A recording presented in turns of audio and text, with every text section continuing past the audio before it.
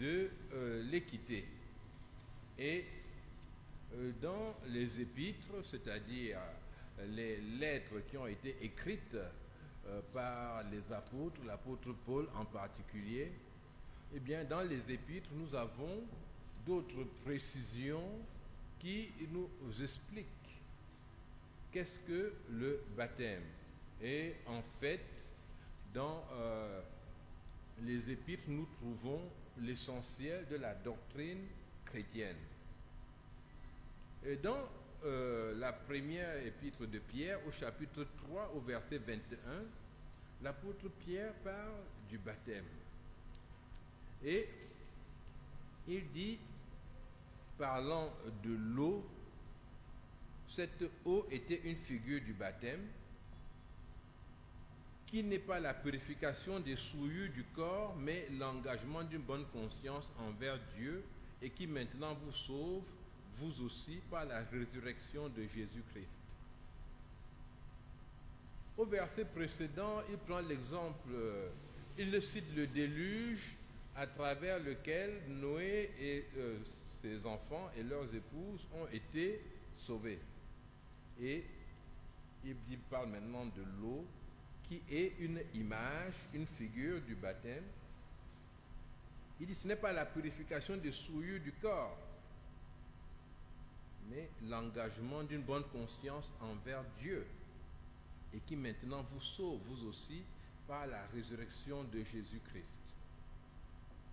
Donc, ce n'est pas que le baptême sauve, comme quelques-uns l'ont mal compris, non. Ce qu'on va faire aujourd'hui, ce n'est pas un moyen de salut, mais l'engagement d'une bonne conscience devant Dieu nous sauve. Et le baptême en est un signe. Le baptême en est une manifestation. Le baptême en est un témoignage. On témoigne de l'engagement, de la bonne conscience devant Dieu, et cet engagement nous sauve. Et il nous sauve par la résurrection de Jésus-Christ. Et on peut le comprendre simplement. Jésus-Christ est mort pour nos péchés. Et quand Jésus meurt pour nos péchés, en réalité, il paye le prix de nos péchés. Dieu exige la vie du pécheur, parce que, ayant péché, désobéi à Dieu, nous ne pouvons plus supporter sa présence, qui est une présence sainte, et nous sommes condamnés à mort. C'est la mort spirituelle, la séparation d'avec Dieu.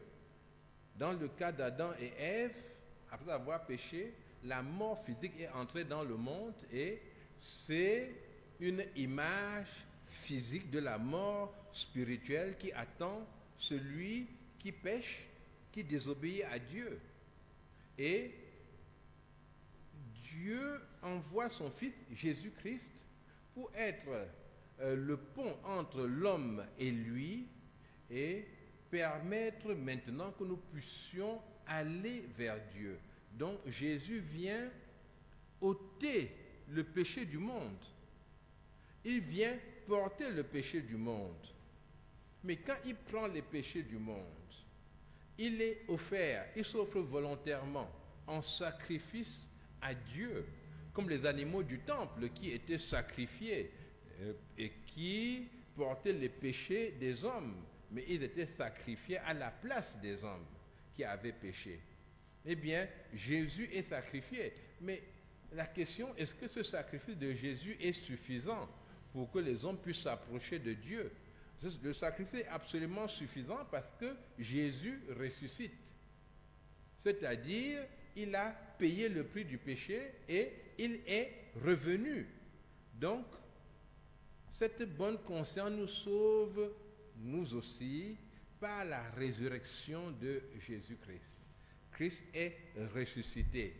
Le prix de notre salut a été clairement et entièrement payé. Le sacrifice de Jésus a été un sacrifice agréable à Dieu et nous pouvons nous approcher de lui.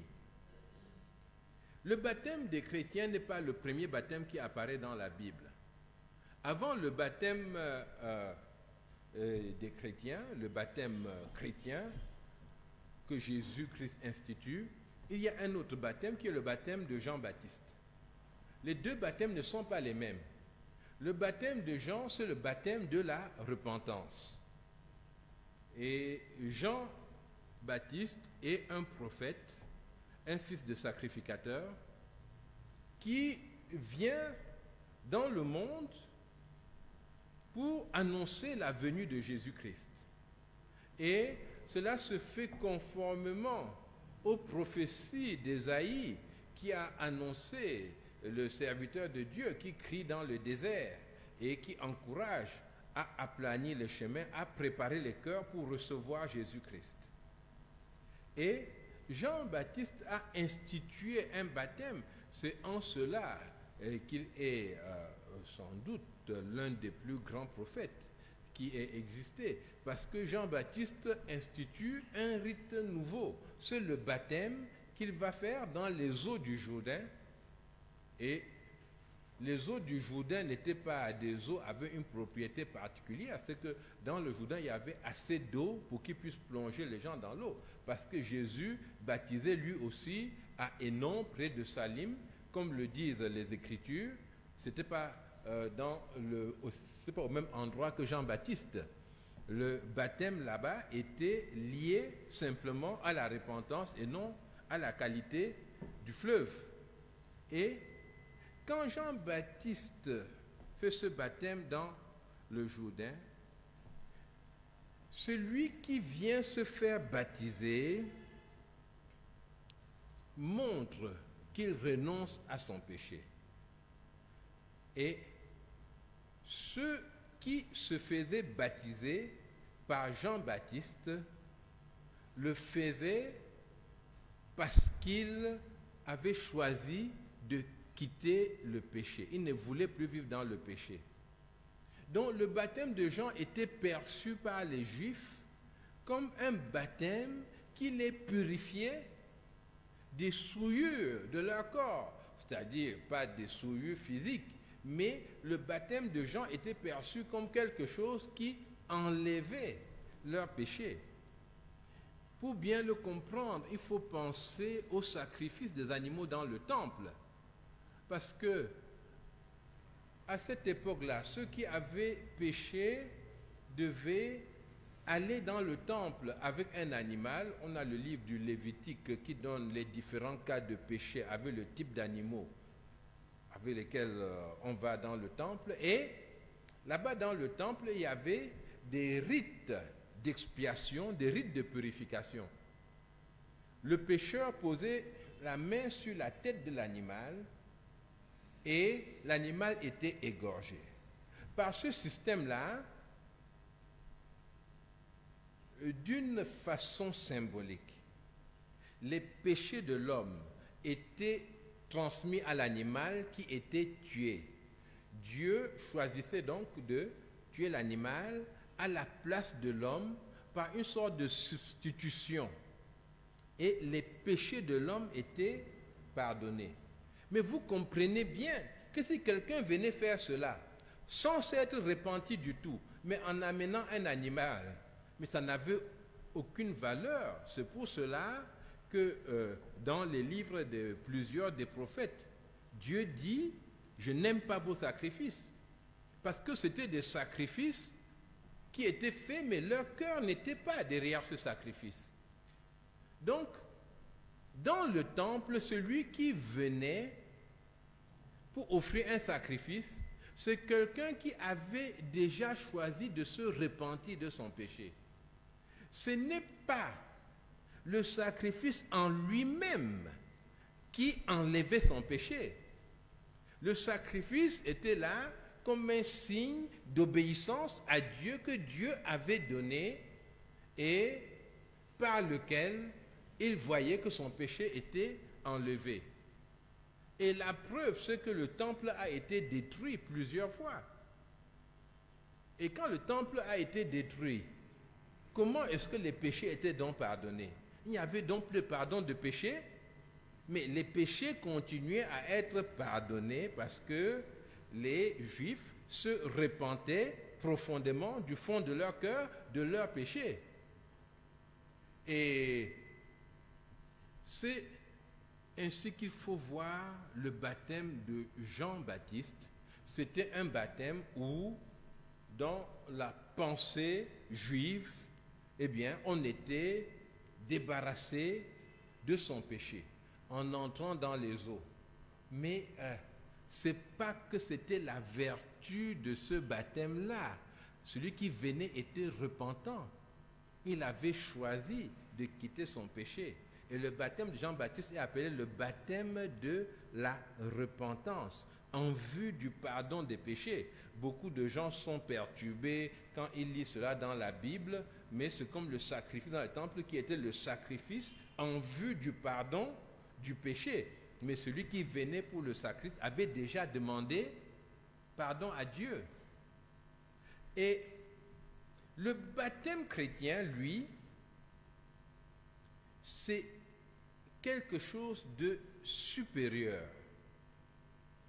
Quand Jésus annonce le baptême et quand le baptême est pratiqué, le baptême garde la même forme que celui de Jean-Baptiste. Celui qui s'est fait baptiser descend dans l'eau et puis il en ressort. L'apôtre Pierre dit ce n'est pas pour être nettoyé de ses péchés, mais c'est un engagement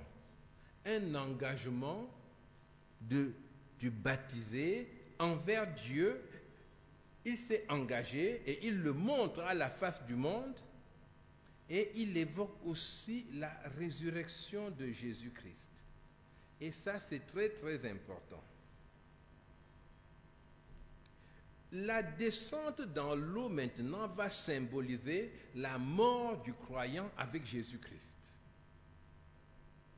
Tout à l'heure, oui, Zavérie se fait baptiser, elle va descendre dans l'eau et le message c'est que Zavérie est morte avec Jésus-Christ.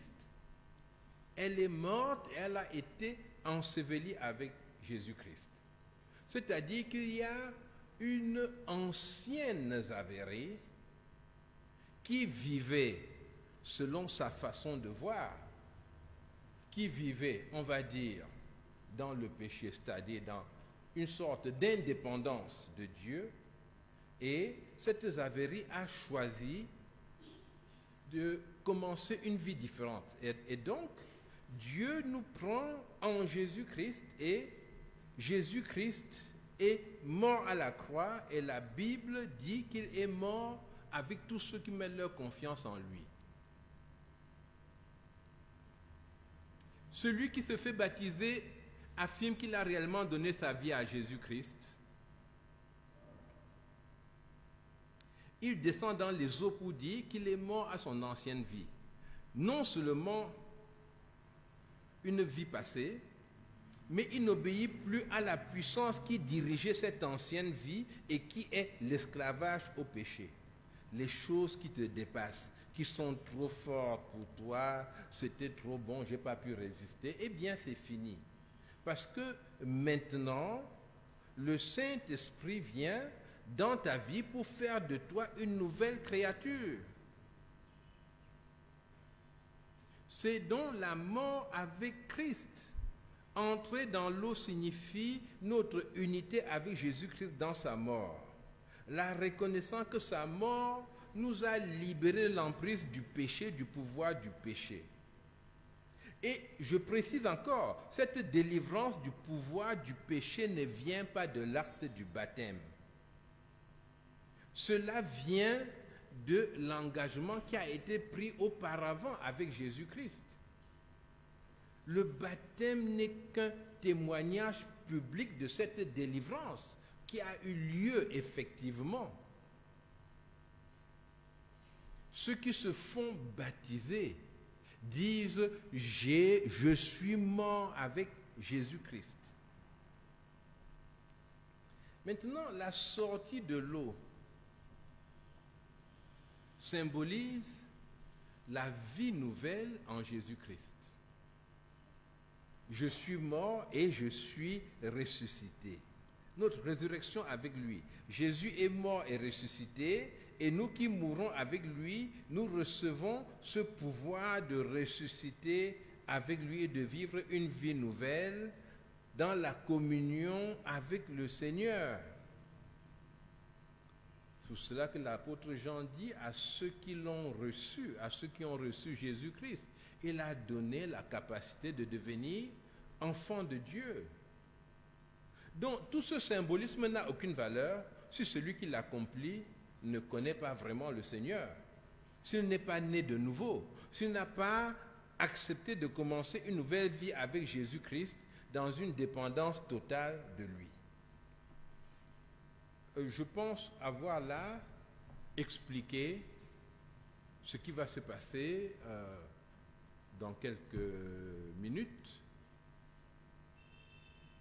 Les personnes qui se feront baptiser vont descendre dans l'eau, en sortir, ce qui va symboliser le fait qu'elles confirment devant le monde, devant les anges de Dieu, devant les démons, devant les puissances, les bonnes comme les mauvaises, et devant notre Seigneur lui-même, qu'elles sont devenues de nouvelles créatures. Elles le sont devenues et elles le montrent maintenant par le baptême. Et j'insiste encore là-dessus, ce n'est pas le baptême qui va faire de ces personnes-là des nouvelles créatures. Ce n'est pas par un acte, par une œuvre que l'on devient nouvelle créature.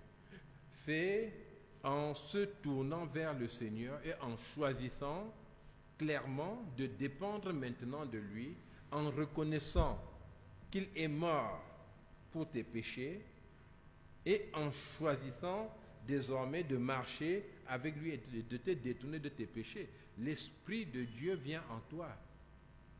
Parce que ça, c'est le message de l'Évangile. Et Jésus-Christ est derrière le message de l'Évangile. Je voudrais revenir sur une question que nous avons, dont nous avons parlé il y a quelque temps. C'est sur la validité du baptême.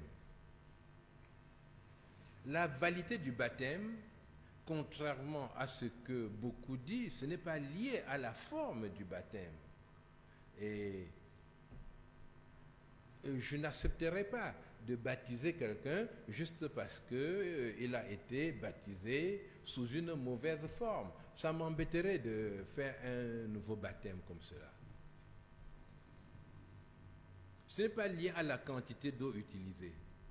Ce n'est pas lié à l'immersion complète ou non, n'est-ce pas? Je sais, il y a des gens qui se font baptiser parce que la première fois où ils ont été baptisés, leur tête n'est pas totalement entrée dans l'eau, n'est-ce pas? Et ils reviennent, baptisez-moi encore parce que j'avais un bout du front qui est resté à l'extérieur.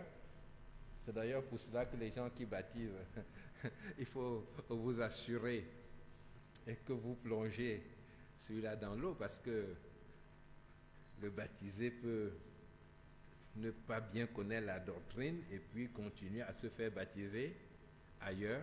Il ne reviendra pas chez vous pour faire la deuxième fois parce que voilà, il n'a pas été suffisamment mouillé. Non, ce n'est pas cela.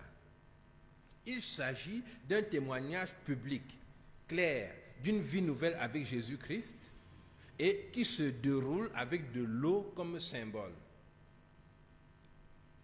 Aucun baptême n'est valable. Par contre, aucun baptême n'est valable avant la nouvelle naissance. Même si c'est nous-mêmes qui avons fait ce baptême. Si nous avons baptisé quelqu'un qui n'a pas cru en Jésus-Christ, quelqu'un qui est venu, il a dit, ah, il y a les baptêmes, ça m'intéresse aussi. Il a dit, ah, on témoigne. Dites-moi comment on témoigne. Il dit, il faut dire que Jésus-Christ est ton sauveur, que tu as abandonné le péché, que maintenant tu es un enfant de Dieu, et puis tu dis même que tu étais malade, Dieu t'a guéri, et tu dis que depuis, tu ne pêches plus. Bon, il parle, il dit, voilà, j'ai abandonné le péché, on applaudit, il s'est fait baptiser. Et après, un jour, il se tourne vers Dieu, il regrette tout cela, il dit non, ce n'était pas vraiment ça. Bon, eh bien, si nous faisons un baptême comme cela, ce baptême n'est pas valable. Avant l'engagement total à marcher avec Dieu, de dépendre de lui, il n'y a pas de baptême valable. Et il y a ce choix absolu d'abandonner le péché que la Bible appelle la repentance. Et sans la repentance, il n'y a pas de vie chrétienne. La repentance, c'est le demi-tour total où on choisit de quitter la direction où on était pour maintenant marcher avec le Seigneur. Et c'est cette repentance profonde, claire, qui permet que le Saint-Esprit vienne s'installer dans ta vie. Sans la repentance, il n'y a pas la vie nouvelle que le Seigneur Jésus-Christ donne. Alors, beaucoup de groupes chrétiens ont perverti la notion du baptême. Beaucoup de groupes ont adopté les rites qui leur sont appropriés. Parfois, ces rites viennent de leurs coutumes. Parfois, ces rites viennent de ce qu'ils ont trouvé bien séant pour eux. Et ces rites nous ont été communiqués, n'est-ce pas, à travers la colonisation, par exemple, et parfois aussi à travers l'évangélisation. C'est-à-dire, des gens vous parlent de Dieu, et puis vous êtes content, vous recevez l'évangile, mais ils ont une notion pervertie du baptême. Alors on va dire, mais ce n'est pas grave, pourvu qu'on serve Dieu. Mais le problème, c'est qu'à une perversion vient s'ajouter une autre perversion. Quand vous commencez à accepter de marcher selon un enseignement qui est contraire à la Bible, en disant ce n'est pas grave, eh bien, vous ouvrez une grande porte au diable. Vous n'avez plus toute la lucidité nécessaire pour apprécier la pensée de Dieu. Parce que celui qui veut servir Dieu doit choisir la pureté de la révélation de Dieu. Donc nous voulons la parole de Dieu, rien que la parole de Dieu et toute la parole de Dieu. Nous avons besoin de cela. Nous ne devons pas chercher à nous constituer en église pour perpétuer des rites qui ne sont pas des rites chrétiens. D'ailleurs, il faudrait vraiment être très très courageux pour ça. S'engager dans un rite où on ne sait pas si le Seigneur est d'accord. Il faut être brave. Et on rentre chez soi et on se dit, oui, il y a mes amis qui étaient d'accord, oui, nous sommes nombreux à faire ça, est-ce que c'est suffisant?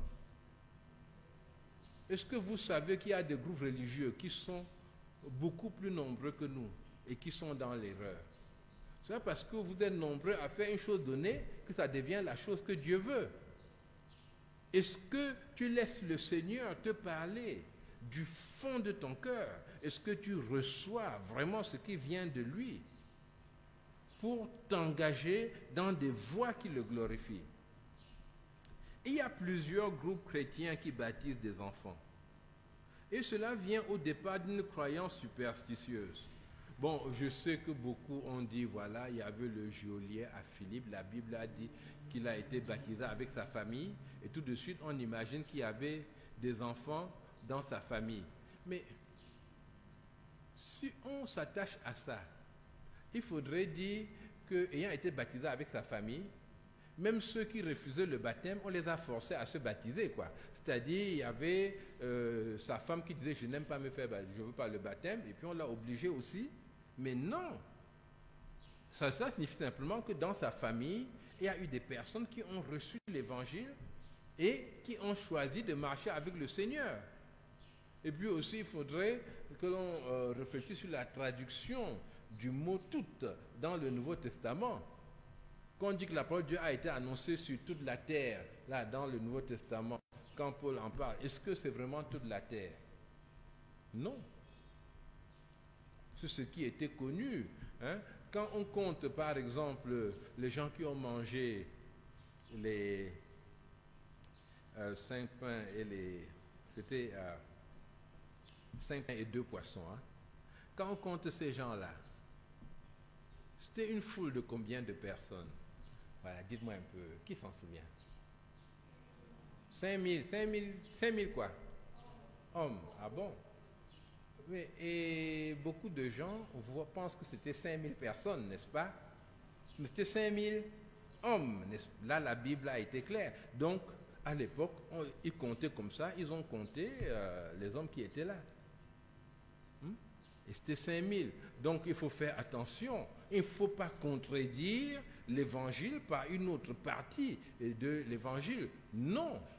La Bible enseigne que le baptême est réservé à ceux qui ont choisi de s'engager avec le Seigneur.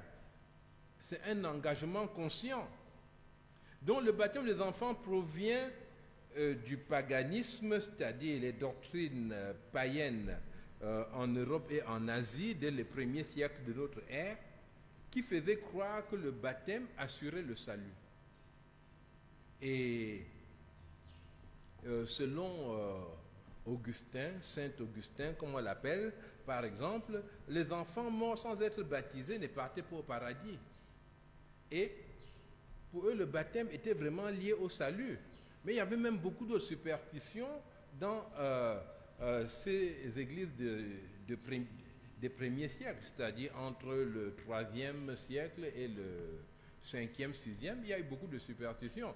Par exemple, beaucoup de personnes ne voulaient pas se faire baptiser et attendaient pour être sur le point de mourir, et ensuite on partait chercher le prêtre ou le pasteur pour se faire baptiser. À l'époque, c'était le prêtre, n'est-ce pas? Puisqu'il n'y a pas de protestantisme à cette époque-là. Alors, pourquoi ces gens faisaient ça? Parce que ces gens pensaient que Dieu commençait à compter les péchés à partir du baptême. Vous voyez ça? Donc, si tu veux vivre dans le péché, eh bien, tu fais tout ce que tu veux. Dieu ne voit pas tes péchés.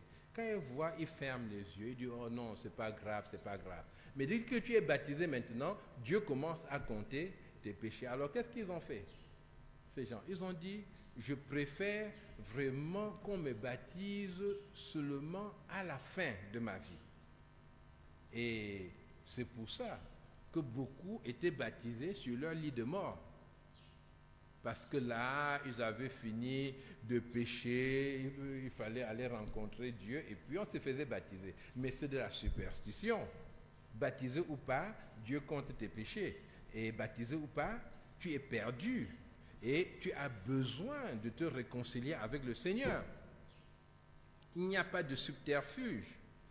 Il ne faut pas penser que Dieu est manipulable. Dieu n'est pas une institution humaine. Non, pas du tout. Et les groupes qui baptisent les enfants ont institué une autre cérémonie qui s'appelle la confirmation ou la première communion. Et ce sont des institutions qui ne sont pas dans la Bible. Notre souci, c'est qu'il y ait ici une race de chrétiens qui se rattachent à la parole de Dieu, qui enseignent la parole de Dieu et qui retournent vers la parole de Dieu. Parce que c'est la parole de Dieu qui est la vérité. Ce n'est pas ce que dit l'Église qui est la vérité. Voilà donc des lourdes responsabilités que les chrétiens ont prises en introduisant de nouveaux rites dans l'Église de Dieu.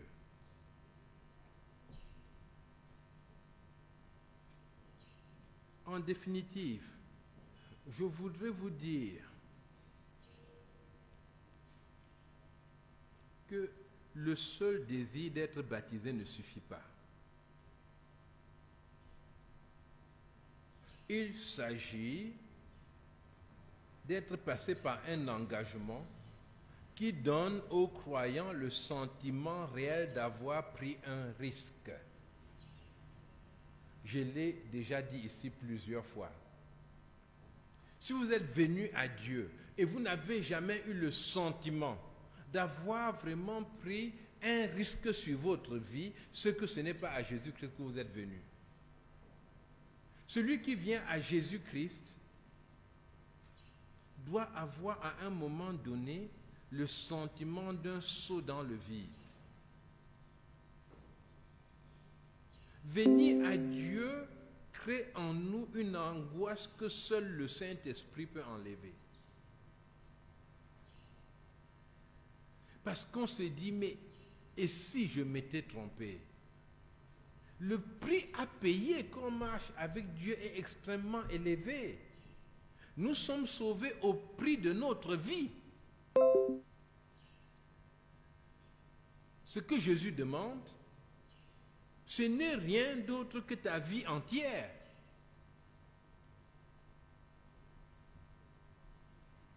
Oui, celui qui veut sauver sa vie, qu'est-ce qui va lui arriver, dit Jésus? Il dit, celui qui veut sauver sa vie la perdra. Mais celui qui perdra sa vie à cause de moi, eh bien, il va la retrouver. Il va avoir la vie éternelle. Jésus demande ta vie. Donc, venir à Jésus-Christ, je le répète, devrait te donner à un moment donné le sentiment d'un saut dans le vide. Mais ensuite, cette confiance que Dieu te tient dans ses bras, parce que le Saint-Esprit agit dans ton cœur. Ce n'est pas une opération mentale, toujours c'est quelque chose de spirituel et de profond. Tu peux éprouver l'angoisse d'être conduit là où tu ne veux pas, mais tu dois résister à tout cela en disant au Seigneur, oui Seigneur, oui Seigneur, oui Seigneur, je veux aller avec toi. Et tu expérimenteras alors l'épanouissement que Dieu donne, la joie de vivre que Dieu donne, l'assurance que Dieu donne, la certitude d'être avec lui et le sentiment que Jésus est vraiment avec toi tous les jours jusqu'à la fin du monde. Et tu vas commencer à témoigner de grandes choses que Dieu fait dans ta vie, dans ta famille, autour de toi. Parce que quand tu lui donnes vraiment ta vie, il peut utiliser ta vie pour sa gloire. Et tu deviens un instrument de Dieu. Tu deviens un enfant de Dieu. Tu deviens un frère de Jésus-Christ. Le Seigneur t'appelle un ambassadeur pour lui. Des ambassadeurs de Dieu qui parlent de Dieu, que Dieu place dans des groupes, dans des milieux particuliers pour qu'ils apportent la parole de Dieu, la vie de Dieu. Dieu ne te fait pas sortir du monde. Il dit que nous sommes dans le monde sans être du monde. Nous sommes impliqués dans la vie de ce monde. Nous avons entendu dernièrement que nous sommes le sel de la terre. Nous sommes la lumière du monde. Dieu veut éclairer les autres par nous. Est-ce que nous acceptons cette mission-là? Ou bien nous préférons nous réfugier dans un plaisir passager ici-bas,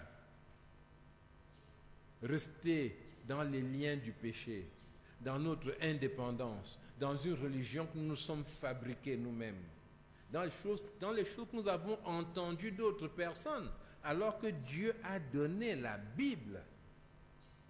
Est-ce que nous recevons cette Bible comme un message d'amour de Dieu pour nous? Ou bien nous sommes donnés une foule de maîtres, n'est-ce pas, qui nous empêchent d'accéder à la vérité? Je vois ici beaucoup de personnes à qui Dieu a donné de savoir lire, de savoir écrire. Accrochez-vous à la parole de Dieu. Ouvrez vos cœurs. Chacun peut rencontrer Dieu dans le silence de son cœur. Nous allons prier.